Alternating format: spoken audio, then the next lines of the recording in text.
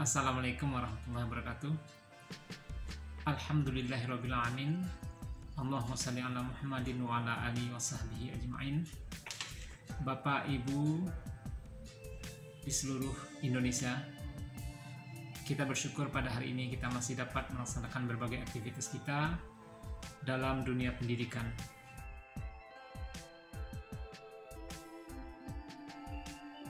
Kan belum profesor juga. Jadi teman-teman ya kita sama-sama. Kalau tujuannya ke profesor, saya secara pribadi juga mungkin belum layak ya kalau misalkan ngomongin tentang profesor karena saya sendiri belum profesor. Jadi kalau saya itu sebuah keniscayaan atau sebuah ya nggak boleh tidak lah, kita kan dosen ya. Nah, dosen itu kan siapa yang tertinggi, kalau seorang polisi atau tentara aja pengen jadi jenderal kan istilahnya bintang 4 gitu. Kalau kita juga harus mau dalam tanda petik menjadi guru besar gitu kan. Nah, kiat-kiat saya kalau misalkan atau apa yang saya alami, kalau saya terus terang aja banyak belajar dari Prof. Andi gitu ya. Dulu begitu gigihnya. Ini potensi-potensi yang anak-anak ini ternyata, anak-anak kita tuh kalau dibimbing dan dipoles dengan baik, diarahkan dengan baik, luar biasa capaiannya. Jadi kalau ditanya, Pak, bisa banyak itu dari siapa? Bukan 2 tangan saya saja. Gitu kan. Tapi dari motor-motor saya, masa BWN saya. Dan tadi Pak, saya belajar, terus saja, saya belajar di teman-teman di TV. Lira ini tak suruh cangkok Pak. Pokoknya kamu harus bimbing mahasiswa bawahnya. Karena dia sudah ngasih Lira namanya. Luar biasa. Ini anak super heboh kalau menurut saya. S1 dia lulus 3,5 tahun. Bapak tahu publikasi dia berapa? S1 dia lulus 13 dokumen Scopus. S1, S2 bimbingan saya lagi. Ya kombinasi dengan posting juga, tidak semua jurnal saya akui. Itu sekarang kalau tidak salah dokumen dia sudah 26, indexnya udah 5. S2 bimbingan saya juga. Ini luar biasa gitu. Ini di luar ekspektasi saya. Perempuan. Siapa namanya Pak? Nuzuli Rajanius Partiwi. Jadi menarik ini Pak. Sewaktu sekolah S3 ada 3 paper. Kemudian balik 2016 tamat S3. Nah sekarang saya lihat di datanya itu 128. Nah bagaimana per tahunnya ini? Ya bisa di. Oke. Kalau dibagi per tahun itu ada puluhan ini ya. Oke. Jadi pertama jujur aja profesor saya tidak hanya belajar dari satu guru, dalam arti satu guru itu gini. Prof. Pairam itu membekali saya bagaimana menulis dan publikasi. Terus terang aja, menulis, bagaimana ngolah data dan seterusnya. Nah, singkat ceritanya, saya juga melihat dari yang lain. Maksudnya, saya belajar banyak dari teman-teman. Terus terang aja, ada beberapa kawan-kawan yang dari ITB itu kan sangat sudah sangat maju dalam hal mengelola lab-labnya. Nah, kalau ada mereka kan fisika murni ya, lab-labnya. Misalkan lab material, lab ini. Wah, hidup semua. Dan itu menghidupi semua mahasiswa-mahasiswanya ya, dari masa S3, S2, S1, Pak. Nah, saya belajar banyak dari situ. Terus terang aja saya sebut lah. Itu salah satu yang menginspirasi dari ini ya. Bukan nulisnya ya. Kalau ini menginspirasi, kebetulan saya satu ruangan dengan Pak Andy Swendi. Ini sahabat sohib saya. Kenapa? Andy ya, yang salah ya. Ini orang sudah agak mirip-mirip namanya. Andy guru saya. Kalau Andy Swendi itu sahabat saya. Sama-sama dari ruangan kita jadi dosen biasa. Sampai sekarang diamani jadi kaprodi berdua juga sama-sama. Beliau kaprodi fisika, saya kaprodi pendidikan fisika. Ya, murninya dia ITB dari S1 sampai S3-nya. Itu kita banyak bertukar pikiran Pak, terus terang aja ngobrol gitu. Karena seruangan terus kan, ditakdirnya seruangan terus. Ini jabat juga seruangan. Kita ngobrol, saya ngobrol, Pak Endi juga cerita. Oh Pak Sam, kalau di kami, kalau di Murni itu buat namanya payung riset atau riset division kalau bahasa kerennya. Riset division. Mohon maaf Pak Endi, saya terus terang aja. Kalau itu di teman-teman non-dik itu sudah biasa, tapi di pendidikan tidak jalan. Payung riset itu hampir rata-rata nggak jalan. Rata-rata ya saat itu. Saya belajar, oke. Oh ternyata ngelola itu seperti ini. Beliau kan bimbingannya Prof. Khairul Rijal. Prof. Rijal dari fisika itu kan. Saya nggak kenal Prof. Rijal gitu, tapi saya banyak berguru dari Prof. Rijal dari muridnya ini, gitulah. Jadi dari Pak Endi ini kan dia murid dekatnya lah boleh dibilang. Kenapa? Karena Pak Endi ini kan S1 sampai S3-nya di TPB. Bimbing oleh Prof. Rijal juga. Nah, terus ngobrol gitu. Bagaimana ngelola riset division. Nah, dari situ kan saya punya modal. Di Turki saya bisa nulis, ya kan? Saya sudah bisa nulis. Tapi kalau tangan saya 2, mohon maaf, tangan 2, bisa apa saya? Paling bisa nulis juga 3, paling juga bisa nulis 5, paling bisa nulis juga 10, gitu kan? Seperti itu. Nah, dari situ saya ngerekrut mahasiswa. Saat itu Pak Edi terus terang aja, saya belum ngajar mahasiswa master, apalagi S3. Saat itu saya cuma ngajar mahasiswa S1. Oke. Dari situ saya dikatakan gila oleh teman-teman kolega saya. Kenapa dibilang gila? Mana ada mahasiswa S1 disuruh lulus pakai jurnal Scopus, pakai proceeding Scopus gitu. Wah, Pak Sam gila aja tuh. Saya serius itu, di rapat saya bilang begitu. Kenapa? Karena saat itu tuntutan S2 saja banyak yang nggak bisa. Mohon maaf ya, S2 di UPIL tembus di Scopus saja nggak bisa. Ya, itu saat itu saya belum ke gambar S3 ya. S2 aja sulit gitu. Nah, saya tuh pas S1 saya dibilang di rapat tuh, wah gila Pak Sam itu. Ada yang bilang gini, itu mah paling Pak Sam yang nulisin gitu. Ada yang bilang gitu kan. Saya bilang, enggak. Saya ajarkan ilmu-ilmu yang dari Turki tadi. Saya kumpulkan di ruangan saya. Alhamdulillah saya punya ya ruangan yang dengan Pak Edi tadi agak luas gitu. Nah, di situ saya briefing mahasiswa itu, saya ngerekrut itu maksudnya saya untuk payung riset saya. Oke, saya punya hibah riset ini. Tolong mahasiswa 3-5 itu gabung di riset saya. Saya bagi judulnya dan seterusnya masih terkait dengan riset saya. Misalkan, ini kamu ngembangin instrumen ini, kamu ngembangin bagian model ini, kamu ngembangin implementasi ini, kamu ngembangin bagian ini dan seterusnya, simulasinya, kamu ngembangin bagian modelnya. Singkat ceritanya, terekrutlah beberapa mahasiswa itu dan saya ajari juga menulisnya. Sampai menulis saya ajarin semua ilmu yang saya tapi saya juga mohon maaf, mungkin kelebihan saya, kalau boleh dibilang kelebihan itu apa? Saya pintar memotivasi anak Pak Edi. Karena background saya kan pendidikan ya, saya motivasi begini. Ini ya saya buka ke sini lah teman-teman ya, mungkin bisa dipakai oleh teman-teman. Tapi kalau dari bahasa mahasiswa jadi nggak ini ya. Saya bilang gini, kamu tahu nggak syarat jadi profesor apa? Apa Pak? 1 jurnal Scopus. Oh gitu Pak. Jurnal Scopus kayak apa Pak? Seperti ini. Kamu mau tahu nggak kalau nanti lulus S1 kualitasnya kayak profesor? Saya gitu terus terang ini saya buka di sini. Nah, mahasiswa itu sangat tertantang Pak. Mana mungkin Pak, profesor aja susah katanya. Masa saya katanya mahasiswa S1 aja belum gitu. Tenang gitu. Ilmu saya pasti bisa kata saya. Dari situ Pak, aja kegilaan saya tadi. Saya ingat betul saat itu proceeding AIP ada conference di ITB. Terus di ITB dan UPI saat itu terbitnya di American Institute of Physics di proceeding Trinex. Saya minta masuk saya, oke, kamu tulis pakai cara saya. Ini Pak Edi tahu anak-anak itu bisa nulis dengan jangka waktu berapa? Awalnya ada yang menyangka begini, Pak, saya nggak bisa baca Inggris. Diam saja kamu, saya bilang. Tenang, saya bilang gitu. Ini nggak butuh bahasa Inggris yang harus moncer-moncer amat gitu. Pakai cara sinonim, kamu paraphrase, jadilah itu artikel. Jadi Pak, saya kasih template. Saya punya jurus 3 namanya. Apa itu? ATM. Amati, tiru, modif. Jadi modif. Amati yang papernya orang, tiru saja. Sudah ada modif. Modif itu kan novelty kan? Modif dikit novelty. Udah kayak gitu aja. ATM. ATM-in aja gitu. Nah, saya ingat itu namanya Hendrawan. Hermawan, maaf, Hermawan. Wan, Pak, saya nggak bisa bahasa Inggris. Nggak usah peduli bahasa Inggris, teman-teman. ATM saja. Amati, tiru, modif. Jadi saya kasih paper saya yang sudah terbit. Saya ingat di saat itu di JPCS kalau nggak salah proceeding Yop. Nih kamu amati paper saya, tiru itu cara ngolahnya, modif bagiannya. Oh ini kamu ganti yang bagian ini. Aset itu Pak terbit. Semua teman kolega saya pas rapat bilang gitu. Pak Sam gila, anak S1 disuruh Scopus gitu. Ternyata kegilaan saya nggak berhenti Pak. Anak-anak ini yang saya rekrut pertama saya balik dari Turki itu, ya mungkin itu God blessing me lah istilahnya. Saya merasa beruntung mendapatkan anak-anak spesial ini lah gitu ya. Singkat ceritanya, anak-anak ini tuh di luar ekspektasi saya Pak. Padahal saya memotivasi mereka nyentuh terbit 3, 2 proceeding, 1 jurnal Scopus. Ingat ya, saya itu aja sudah bilang ini gila menuntut anak 1, 2 proceeding Scopus, 1 jurnal Scopus. Ternyata anak ini bisa capai apa? Rata-rata 10 publikasi Scopus Pak. Satu orang. Bukan. Satu orang tuh bisa 10. Luar biasa. Sangat termotivasi. Mungkin saya juga dekat dengan mereka gitu. Dekat tuh masih terus terang aja saya bilang. Saat itu rumah saya itu sudah kayak barak. Tapi saya undang yang laki-laki ya ke rumah itu. Ayo ke rumah saya. Wah, kita kerja rame-rame kayak gitu kan, paper dan seterusnya. Kita revisi, kita review bareng-bareng di situ, kita selesaikan. Ada Aldi, ada Hermawan, ada Satrio. Saya ingat betul ada Anggi. Semua itu kumpul di rumah saya. Itu biasa gitu. kita makan bareng. Kalau orang Sunda bilangnya putram, ayo putram di rumah saya makan kayak gitu. Kalau yang perempuan saya selesaikan di kampus, kita diskusi di kampus, nggak mungkin apa-apa. Situ. Nah, di antara yang itu, yang spesial paling menonjol memang 2 orang. Itu saya di luar ekspektasi saya.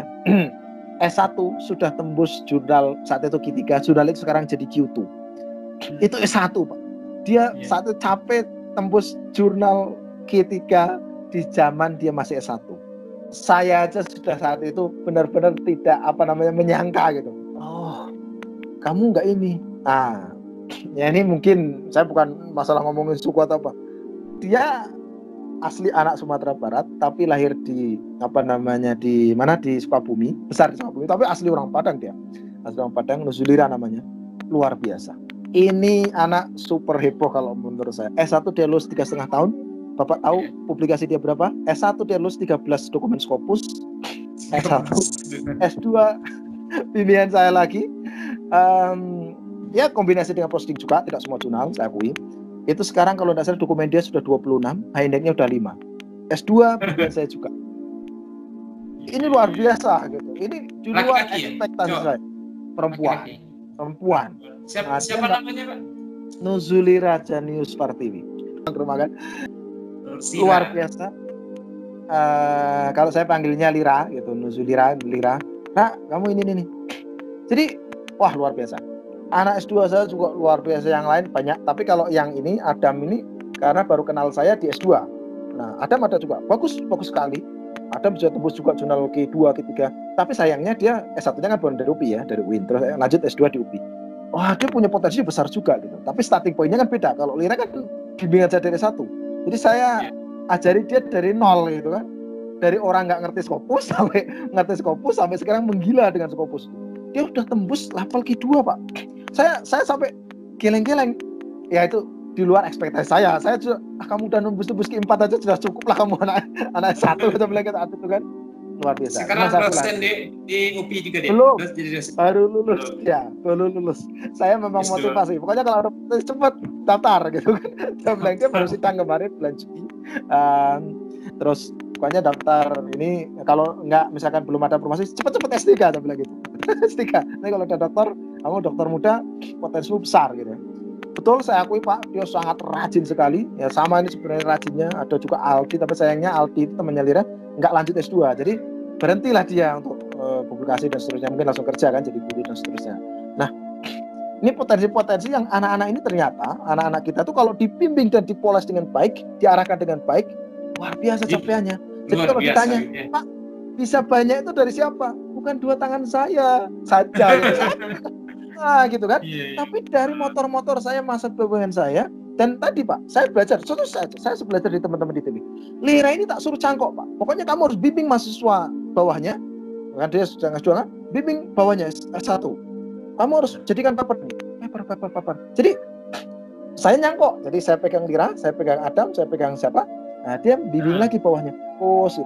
Jadi ya kayak MLM Pak. Jadi multi level marketingnya, tapi ini multi level publication, MLP lah ya. Jadi saya bimbing Lira usah matang, Lira bimbing bawah-bawahnya jadi paper. Jadi seorang itu saya target rata-rata 3 Pak. Jadi tapi mungkin saya begini, terus terang aja, mungkin terkesannya agak kejam Pak, kejam sekali anak S1 3 gitu kan. Nah ini ya mungkin untuk kita belajar semua, insya Allah niatnya bukan sombong. Saya Pak, dari publikasi siapapun itu ikut riset saya atau payung saya, mahasiswa tidak akan keluar uang sepeser pun. Jadi semua fully saya funding. Jadi, nah terus pertanyaannya, duit dari mana? Kan tidak mungkin duit pribadi saya kan. Saya sendiri PNS juga cekak kan. Tugasnya Pak, mencari gitu ya. Hibah. Dana hibah sebesar-besarnya. Makanya itu dulu saya diajari profesor saya, ingat betul, saya ingat betul Pak. Sampai saya untuk meningkatkan HINDEX itu saya diajari di Turki itu. Serius, saya diajari di Turki. Ahmed, sebelum H-indexmu 5, misalkan Scopus bosmu lah, nggak usah banyak cincau Pak, apa saya ngomong, diem saja kamu. Saya dibilang begitu Pak. Serius, saya dibilang begitu. Udah kamu diem saja. HINDEX udah 5, kamu boleh kok mau ngasih tahu mahasiswa mau siapa. Saya itu pendam itu Pak, hampir 3 tahun Pak. Jadi saya balik 2015, 2016, saya 2016 itu baru saya ngomong. Kenapa? Saya diem karena indeks saya belum 5. Jadi saya ngajarin itu mahasiswa saya aja, ngajarin tapi nggak keluar kan, itu yang tim riset saya aja. Dari situ loh saya geber. Saya ingat betul ya, 16 itu paling cuma 4 publikasi saya, 4 Scopus ya, 4 Scopus, terus tahun berikutnya sudah mulai 8 atau 10. Nah, boom itu Pak, saya akui boom itu 2017-18. Itu 70 dalam 1 tahun. Itulah productivity dari tim saya. Saya ngelola Pak, terus terang aja saya ngelola payung riset tuh 5 sampai 7. Jadi payung riset tadi, tiap orang itu, tiap satu payung riset itu ada tim dosen juga, tapi semua ada saya, jelas. Ya saya boleh dibilang quality assurance-nya untuk artikel. Jadi semua artikel harus masuk ke saya dulu, baru boleh submit. Kalau bimbing boleh dibantu oleh pembimbingnya. Dari situ saya bantu kirim ke Jerman, terbit, accepted, udah terbit sekarang. Mana-mana itu seperti itu. Nah dari situ kan tadi dari 1 orang dapat. Bisa dibayangkan kan, kalau saya rekrut 10 saja sudah jadi berapa? 30 Pak. Tapi anak-anak ini di luar ekspektasi saya minta 3, mereka bisa 10, kan sudah terjawab. Kalau saya butuh 70 ya terjawab oleh mahasiswa saya kan. Saya tidak munafik Pak, kalau saya semua yang suruh menulis, it's impossible. Jadi sangat mungkin semua saya yang menulis, tapi saya menanam anak-anak saya untuk bisa ngajarin ke bawah-bawahnya lagi. Dan akhirnya bisa publis rame-rame bareng-bareng. Dan pasti namanya saya juga membimbing, saya juga yang terlibat. Kan tidak mungkin tidak ada nama saya. Saya semua ada yang ada di situ semua kan. Itu Pak. Jadi saya Pak Sam, jadi hal seperti ini yang jarang diungkap di publik ini. Saya sendiri baru pertama kali yang mendengar seperti ini. Luar biasa inspirasinya. Terang seperti itu. Jadi itu yang saya lakukan. Saya buka-bukaan aja apa adanya. Saya nggak akan ada yang saya tutup pribadi. Jadi itu yang saya lakukan. Jadi tetap saya menulis untuk saya menulis. Tapi kan tadi kan terbatas saya. Paling perusahaan saya paling dalam 1 tahun. Kalau saya terus pertama, tidak lebih dari 5. Ya kan? Kalau perusahaan saya pertama. Tapi saya memberdayakan mahasiswa saya. Jadi mahasiswa saya itu saya berdayakan betul. Dan saya funding betul. Dan saya motivasi betul. Jadi saya tidak hanya, mohon maaf ya, menyuruh saja. Oh kamu beli sih. Pak ini kan bayar. Pak ini kan harus ada proofread, harus bayar. Terus saya bilang, kamu pakai uang sendiri. Uang dari mana mahasiswa kan? Pak dia terus terang aja kan. Kita aja berat apalagi kok mahasiswa kan. Nah itu yang saya funding. Jadi oke, kamu nggak usah mikir biaya. Kamu ini riset, kalau kamu butuh ini kertas, kamu bilang ke Pak Sam, kwitansinya selalu jelas. Ini saya funding kamu, funding. Nah dari situ, alhamdulillah gitu. Mahasiswa saya itu, ya tadi saya bilang, saya cuma berharap 3. Mereka kadang nggak setuju ke saya. Kan tidak pernah saya tolak kan, mau kasih lebih kok gitu. Jadi publikasi mereka banyak-banyak, ya saya senang-senang saja gitu. Yang cuma saya pusing, ini harus cari duit kemana, cari hibah gitu, maksudnya kan itu yang saya lakukan aja Pak Edi. Seperti itu. Jadi silakan kalau teman-teman mau pakai cara saya atau wah itu terlalu kejam atau terlalu bangga. Sekarang saya alhamdulillah sudah dibantu oleh mahasiswa S2 dan ada 1 mahasiswa S3. Saya mulai sudah semester kemarin sudah diamani untuk bimbing mahasiswa S3. Jadi kalau S3 baru dia lebih gila lagi saya tuntut, terus terang aja tanya kalau nggak saya percaya, dia mahasiswa dari dosen di mana Flores, orang NTT, Pak Yu namanya. Ini saya bilang, Pak Yu, kamu mau jadi pimpinan saya berani berapa? Berani itu maksudnya berani publikasi berapa? Saya tanya begitu, terus aja di awal itu, oh Pak, saya mau lulus dengan publikasi 5, saya bilang, udah pulang aja saya. 5 itu S1 saya aja 10 kata saya. Sama Anda S3 cuma 5, pulang saja saya bilang gitu. Saya bilang begitu Pak, terus terang aja. Kaget dia. Wah Pak Sam jam sekali katanya. Lah Bapak menuntut berapa? Nah, kali sekian 10 saya bilang gitu. Serius saya bilang, wallahi saya bilang berani sumpah saya nggak koneksi. Pak Yo, kamu mau bimbingan saya 30 saya bilang. Kalau tidak 30 nggak usah jadi bimbingan saya. Saya bilang begitu. Nah, dia baru bisa memenuhi saya sekarang udah jadi 5, udah terbit 3, 2 sedang direview. 1 semester kemarin jadi 5, padahal itu baru studi pendahuluan. Tapi semua Pak Edi, terus terang aja saya bilang kayak gitu. Dia nggak pernah merasa paksa, apalagi teman-temannya, dia cerita ke teman-temannya bilang begini, enak sekali dibimbing Pak Sam katanya. Kenapa saya bilang, beliau bilang enak ke sih? Semua saya bantu. Pak Yo ini butuh biaya riset, butuh ini, saya bantu. Pak ini Pak butuh untuk proofread butuh ini, saya bantu. Jadi saya tidak hanya mohon maaf sekedar menyuruh, saya tidak hanya sekedar nama saya nempel karena kebetulan saya pembimbing. Saya tidak mau dikatakan seperti itu. Saya berani meminta beliau publikasi banyak. Ya saya harus resiko. Resikonya apa? Ini pasti saya harus membantu banyak hal. Bukan hanya ngolah datanya, analisis datanya dan seterusnya. Jadi kalau itu memang memerlukan biaya, ya saya harus siap-siap gitu. Nah itu yang saya luar biasa Pak Yu itu. Tapi sebenarnya gini, kalau saya itu ya, tapi ini boleh nggak dibuka di sini atau saya terus terang aja dapat cerita dari salah satu kawan yang kuliah di Jepang, tapi dia murni ya, sudah murni. Saya bilang begini, itu teman perajab, tahu nggak dulu ketika saya kuliah di Jepang disuruh berapa publikasi sama profesor saya? 30. Saya bilang, saya mau 10, mau pulang katanya. Udah kamu pulang aja kan, ke Indonesia kan. Saya nggak butuh mahasiswa pemalas itu. 10 dibilang pemalas satu. Ini cerita teman saya. Terus saya pakai untuk ke mahasiswa saya. Nah, ya, cuman saya berharap begini. Oke lah, mungkin Pak Edi juga bilang saya gila tuh, seperti teman saya ketika menuntut S1. Saya punya hati nuraninya begini. Nanti kalau dia nggak selesai itu maksudnya 30-nya nggak beres, 30 nggak tercapai, katakanlah dia capai paling 15 misalkan gitu ya, atau berapa gitu. Oke, saya nggak semua 15 harus jurnal ya, yang penting dia publikasi 15 atau 30 itu semua terindeks gitu. Nah, intinya adalah dia harus punya hutang saya, dalam tanda petik, dia harus postdoc ke saya. Maksudnya dia harus lanjut riset itu dengan saya. Itu yang baik gitu. Di kita sistem seperti itu masih jarang. Jadi seolah-olah mohon maaf, saya ini bukan termasuk menggurui atau apa, ini ke teman-teman mungkin senior saya juga. Kita kalau bimbing selesai udah putus hubungan dengan nyamuk. Jadi dengan mahasiswa kita juga kayaknya sudah nggak ada hubungan saja. Itu yang saya nggak mau. Jadi oke, nanti suatu saat juga mungkin belum 30 saya luluskan dia, tapi tetap dia bahasanya adalah hutang ke saya. Hutang dalam hutang itu maksudnya kita harus terus. Betul. Jadi itu yang saya pakai dengan saya terapkan juga dengan profesor saya di Turki. Sampai detik ini beliau nggak menuntut saya, Ahmed kamu harus 10 ya. Tidak sama sekali. Tapi saya menulis di saya. Pokoknya saya selama sudah balik ke Indonesia, saya tetap akan nulis dengan beliau dan beliau harus jadi co-author saya. Kenapa? Beliau paling tidak harus bisa merekomend saya, misalnya bisa memberikan masukan paper saya, banyak kontribusi yang beliau bisa sampaikan.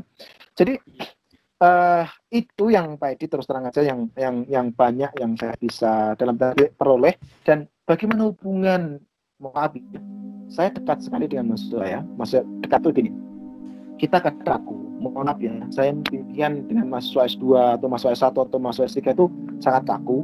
Mahasiswa kita takut mau bimbingan saya, misalkan seperti itu, nggak terjadi dengan saya terus terang. Kalau dengan mahasiswa saya nggak sering ya, ini sudah dibilang nanti sering sekali nggak. Ayo kita makan di depan Tupi, ada soto misalkan Boyolali SSB, kita makan di situ. Kita bimbingan dari makan santai, bukan mahasiswa yang bayarin, saya yang bayarin. Banyak diskusi. Jadi keluar semua itu keluh saya. Pak, ini kemarin ngolah data susah Pak, ini bagian ini lor. Gimana? Oke, gini caranya, ini.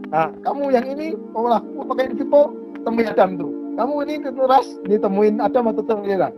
Seperti itu. Jadi cuma itu rasanya seperti itu. Enjoy ya, santai gitu ya. Ya, saya makanya kalau terus terang ke mahasiswa saya gitu, dengan kesibukan saya tahu sekarang juga sibuk ngurusin prodi, itu saya terus terang meluangkan waktu banyak untuk mahasiswa saya. Itu jadi ya seperti itu. Silakan kalau mau. Oke Pak Sam, sekarang udah 1 jam lebih. Gak keras. Jadi yang terakhir ini Pak Sam. Mohon himbauan atau saran kepada dosen-dosen muda, katakanlah dosen yang umur 40 ke bawah itu masih muda gitu ya. Bagaimana planning untuk ke depan, harapan Pak Sam, mungkin ada cita-cita jadi profesor atau gimana. Jadi bisa semangatnya itu menyebar ke kami ini, yang di daerah ini. Saya kan belum profesor juga. Jadi teman-teman ya kita sama-sama. Kalau tujuannya ke profesor, saya secara pribadi juga mungkin belum layak ya kalau misalkan ngomongin tentang profesor, karena saya sendiri belum profesor. Jadi kalau saya itu sebuah keniscayaan atau sebuah ya nggak boleh tidak lah, kita kan dosen ya. Nah dosen itu kan sampai tertinggi. Kalau seorang polisi atau tentara aja pengen jadi jenderal kan istilahnya bintang 4 gitu. Kalau kita juga harus mau dalam tanda petik menjadi guru besar gitu ya. Nah, kiat-kiat saya kalau misalkan atau apa yang saya alami, kalau saya terus terang aja banyak belajar dari Prof. Andi gitu ya.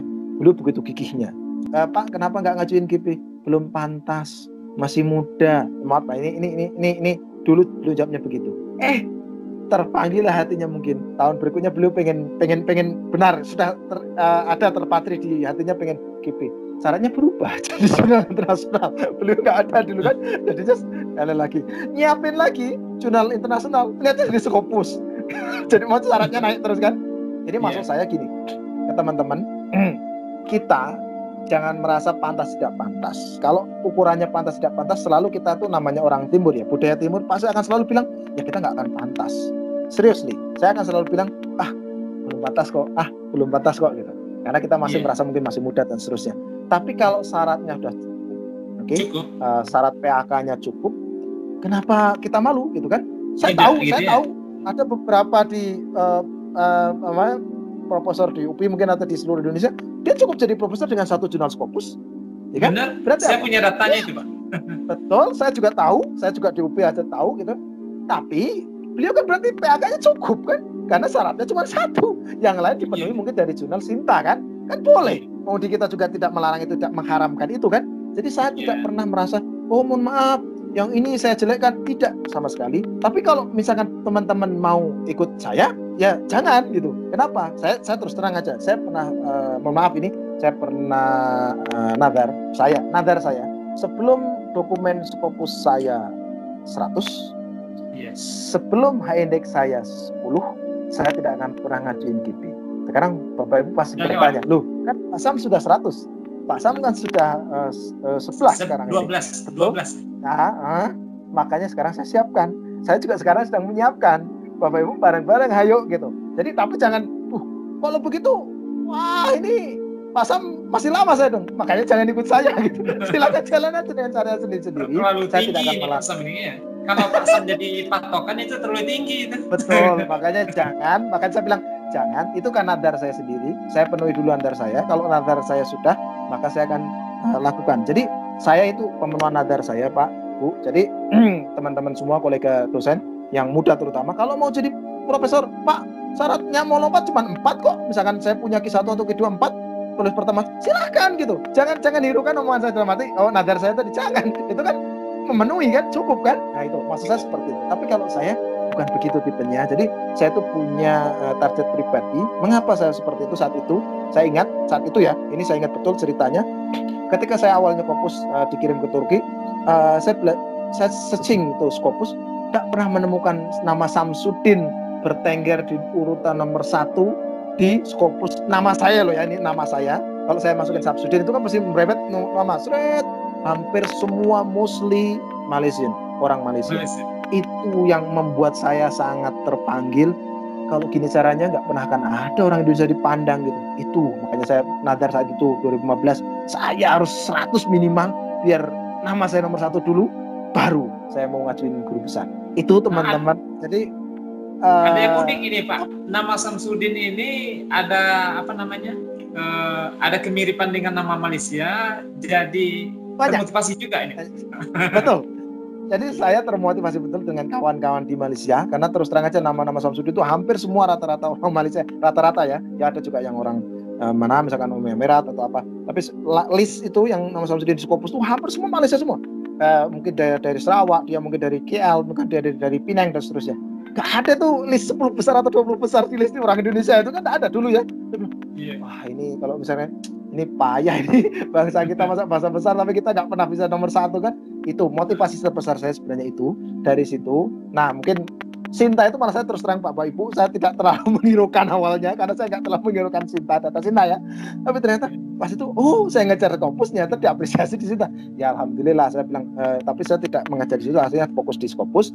Nah kalau sekarang ayo bareng-bareng kalau kita mau ngurus KGB yang cukup, silahkan maju, jangan mikir yang tadi saya bilang tadi, karena itu hanya saya, untuk saya karena nadar saya. Kalau saya langgar nadar kan mungkin saya merasa berdosa karena saya sudah janji kan ke diri saya sendiri.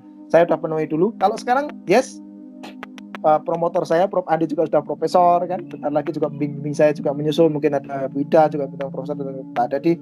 Jadi saya nanti akan mempersiapkan diri dan sekarang sudah mengajukan untuk LK dan semoga dalam 5 tahun ngobrol-ngobrol dengan Pak Edo juga bisa tercapai Bisa gitu. kita. Insya Allah. Ya, kita sama-sama berdoa Pak Sam. Amin. Sedikit lagi nih Pak Sam, di balik kesuksesan Pak Sam secara data-data di Sinta atau Scopus, mungkin orang banyak nggak tahu juga, ternyata ada ujian berat juga di belakang ini. Mungkin bagaimana dukungan keluarga ini, sedikit aja Pak Sam. Untuk motivasi bahwa keterbatasan itu tidak membatasi kita untuk bisa berbuat lebih banyak untuk orang lain ini. Bapak Ibu yang saya hormati, bukan untuk mendramatisir channelnya Pak Hidayat apa, ini benar-benar pengalaman saya pribadi. 2013 mungkin tadi sudah saya singgung sebentar, itu saya pernah kecelakaan saat saya sedang S3, pada tahun kedua saya ini, dan situ saya titik balik dan mohon maaf kaki saya patah, saya harus digip 4 bulan, saya harus jalan pakai tongkat dari 2 tongkat sampai 1 tongkat lepas, dan itu mahasiswa saya sampai geleng-geleng. Saat itu saya maksa ngajar, saya pakai tongkat, padahal di gedung lantai 4 itu belum ada lift dulu, yang gedung satunya, gedung B itu liftnya rusak, saya maksa, walaupun kadang mohon maaf ya, bukan berdarah sih, tapi agak jahitannya itu agak ngilu atau apa gitu. Saya masih tetap ngajar saat itu. Kenapa? Saya mau menebus dosa-dosa saya. Dalam tanda dosa saya itu menurut saya loh ya, saya nggak mau nyalain orang, saya kecelakaan itu saya nggak mau nyalain orang, saya mau nyalain diri saya sendiri.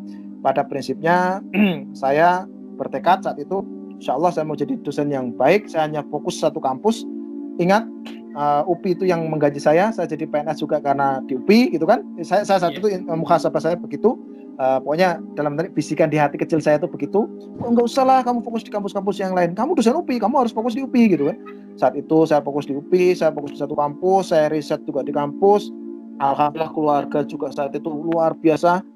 Saya ingat betul merasa berdosa sekali dengan istri saya, kenapa saya tinggalkan anak pertama saya saat usia 1 bulan. Itu saya pulang kecelakaan itu karena mungkin istri saya kurang ridho saat saya pergi. Saya ingat ke Kolaka Utara itu, terus tugas dari kementerian, sehingga ceritanya dari situ teman-teman yang pernah patah semangat gitu kan, kalau misalkan kita dalam keadaan keterbatasan, jangan menyalahkan pihak lain, itu aja, jangan pernah menyalahkan pihak lain, introspeksi diri. Kalau saya muhasabahnya, ya cari aja dosa-dosa kita. Oh jangan-jangan mohon maaf ada, terus terang aja saat itu saya Pak Edi mohon maaf, ini saya jadi saya ingat betul ketika saya bermuhasabah itu, ya mungkin terbersit ya, bukan bisikan tapi terbersit di pikiran saya, oh jangan-jangan ketika saya pergi, mohon maaf saya mulai keluar, saya ngajar di Unpas, saya ngajar di Telju, ada hak mahasiswa UPI, mahasiswa saya yang saya ambil. Kan saya harus ngajar di luar, berarti kan itu ada haknya mahasiswa UPI. Itu yang membuat saya langsung merasa down dan merasa bersalah. Oke, sekarang saya harus fokus di UPI, saya nggak mau melayani mahasiswa dengan tidak baik. Dari situ saya benar-benar mahasiswa nomor 1, saya nanti nomor 2. Keluarga saja mohon maaf ini saya sering nomor 2 kan, urusan kampus, urusan mahasiswa saya nomor 1. Jadi keluarga saya sangat mengerti itu. Tapi kalau misalkan pas waktu keluarga, tetap saya dengan keluarga. Tapi maksudnya kalau misalkan dia tahu saya kerja, apalagi WFH, saya kunci kamar, semua ini saya kerja, keluarga saya paham sekali. Saya nggak mau diganggu, all out. Saya ingin berbuat yang terbaik. Dari situ, insya Allah teman-teman jangan takut, gitu kan. Kalau kita di keadaan paling rendah, insya Allah kita juga akan ada di keadaan yang paling tinggi. Nah, gitu. Jadi dari situ saya ingat betul pesan tadi Prof Andi ketika menjenguk saya, kalau sudah gini mau cari apa? Kalau kita cari dalam apa, maknanya gitu, itu Pak. Apa? Dalam sekali maknanya itu. Dalam sekali. Saya saat itu Pak Edi mungkin mohon maaf ya, saya masih muda sekali saat itu kan, berpikirnya ya kita mau ngumpulin materi, mungkin kita mau beli mohon maaf kendaraan, mau menyenangkan keluarga. Pikiran saya kan saat itu masih begitu ya. Tapi ternyata kalau sudah kaki patah nggak bisa apa-apa. Mau sholat aja saat itu, mau Jumatan aja saya mau online. Saat itu orang bisa Jumatan belum mengesahkan online. Saat itu Jumatan sudah online. Kenapa? Saya lihat TVRI, saya Jumatan hanya bisa mohon maaf lihat TV saat itu kan, di Istiqlal kan selalu style itu. Saya sudah itu down, posisi down itu, muhasabah terus. Dari situ Bapak Ibu yang saya hormati, jadi saya punya tekad kuat, pokoknya UPI, saya harus melayani UPI nomor 1. Yang lain nanti dulu. Kalau saya diamanai ini, kalau dia tugas dari kampus pasti saya mau. Tapi kalau enggak, saya biasanya enggak terlalu ini. Jadi itu jangan terlalu takut. Insya Allah dukungan keluarga juga sangat berarti. Saya terus fight belajar, banyak belajar, dan jangan pernah berhenti belajar. Dan selalu ingat, saya petuah guru-guru saya atau kakak-kakak saya atau siapa yang lebih tua dari saya, ingatlah selalu ilmu pati, semakin berisi semakin merunduk. Jadi saya selalu seperti itu dan berharap ya saya masih seperti itu gitu. Saya ditanya siapapun, mahasiswa saya, bukan mahasiswa saya, kalau ditanya saya bisa, saya jawab. Itu mungkin Pak Edi yang ya luar biasa semangatnya nih. Sama Pak Edi. Terakhir ini saya mengucap banyak terima kasih kepada Pak Sam ini. Dari hal-hal yang masalah paper, penulisan paper, perjuangannya di Turki, kemudian bagaimana perjuangannya di Indonesia, bagaimana manajemen dari mahasiswa untuk menghasilkan 100-an paper ini, ya tercatat 128 paper di Scopus Pak Sam punya. Ya luar biasa, ini menambah semangat bagi kawan-kawan di Indonesia ini. Ya terima kasih Pak Sam, kita cukupkan. Ya, assalamualaikum warahmatullahi wabarakatuh. Waalaikumsalam warahmatullahi wabarakatuh.